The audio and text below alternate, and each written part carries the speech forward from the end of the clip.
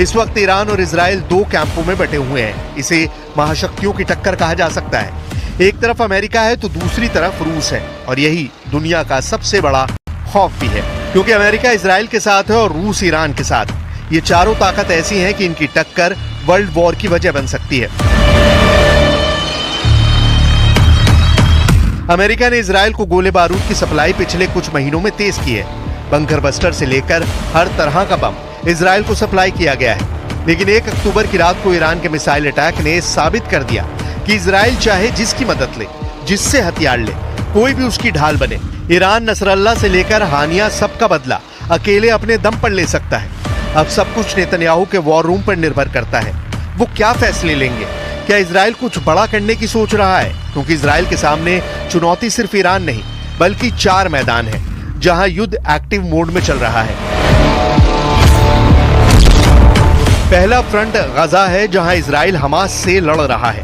दूसरा front Lebanon है, जहां इजराइल हिजबुल्लाह से लड़ रहा है। तीसरा फ्रंट यमन है, जहां इजराइल हूती के अड्डों पर बमबारी कर चुका है। अब चौथा फ्रंट इराक बन सकता है, क्योंकि इराक में ईरान के समर्थन वाला मिलिशिया गुट हशद अल शाबी भी एक्टिव हो गया है।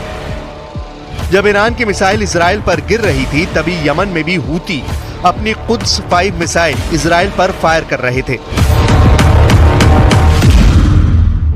इन्नल क़ुव्वात अल-मुसल्लहत अल-यमनिया तुबारिकु अमलियत अल-वअद अस-सादिक़ अल-ईरानिय्यत अथ-थानिया ज़िद्द अल-अदुव्व अल-इसराईली व तुअक्किद इस्तिअदादहा लिल-मुशारकत फ़ी अय्य अमलियात अस्करिय्यत मुश्तरका ज़िद्द अल-अदुव्व अल-इसराईली इंतिसारन लिश-शअबैन अल-फ़लस्तीनी वल-लुबनानी व रद्दन अला अय्य उद्वान इसराईली यतालु जबहात अल-इस्नाद। मोर्चे बढ़ने से इजराइल के ग्राउंड ऑपरेशन की कामयाबी पर सवाल उठने लगे हैं।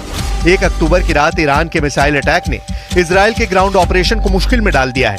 अमेरिका को भी खतरा है कि इजराइल का हाल फिर वर्ष 2000 और 2006 जैसा ना हो। अमेरिका पहले भी कह चुका है कि वो नहीं चाहता कि गजा के अलावा इजराइल किसी दूसरे फ्रंट पर लड़ने के लिए मजबूर हो जाए। Well, I think it's certainly not very realistic because that was the claim in 2006 with the other war on Hezbollah in the south of Lebanon, and it took almost a month to get ceasefire and end of the aggression on both sides. So I think it's going to take a long time, particularly that ground invasion will involve element of Hezbollah who are very well trained in guerrilla warfare. 2006 में Hezbollah इतना मजबूत नहीं था, लेकिन उसने अपने दम पर इजराइल को सीज फायर के लिए मजबूर कर दिया था। यही वजह है कि इजराइल अमेरिका से इस बार भी पूरा बैकअप चाहता है। नेतन्याहू लेबनान में घुसकर हिजबुल्लाह को कोने कोने से खत्म करना चाहते हैं। इसे आप नेतन्याहू का ऑपरेशन ऑल आउट भी कह सकते हैं। लेकिन इससे पहले ही ईरान ने कर दी इजराइल पर सर्जिकल मिसाइल स्ट्राइक। सवाल ये भी है कि क्या इजराइल हिजबुल्लाह के खिलाफ युद्ध को इतनी आसानी से जीत सकता है, जबकि इससे पहले वो 2 बार फेल हो चुका है। Israel is triumphant with the success of its assassination of Nasrallah and the entirety of the senior leadership of Hezbollah. So I think that has given it impetus to carry on with what it thinks could be the elimination of Hezbollah, which is almost impossible. Iran के missile attack के बाद अब Israel की मदद के लिए America काफी दबाव में है। वो इजराइल के आसपास अड्डों पर फौज और फाइटर जेट की तैनाती बढ़ा रहा है। इस वक्त पूरे पश्चिम एशिया में अमेरिका के 40,000 सैनिक पहले से ही तैनात हैं। इराक से लेकर सऊदी अरब और कतर से लेकर कुवैत तक अमेरिका के कई सैन्य अड्डे हैं, जहां पर उसके सैकड़ों फाइटर जेट भी तैनात हैं।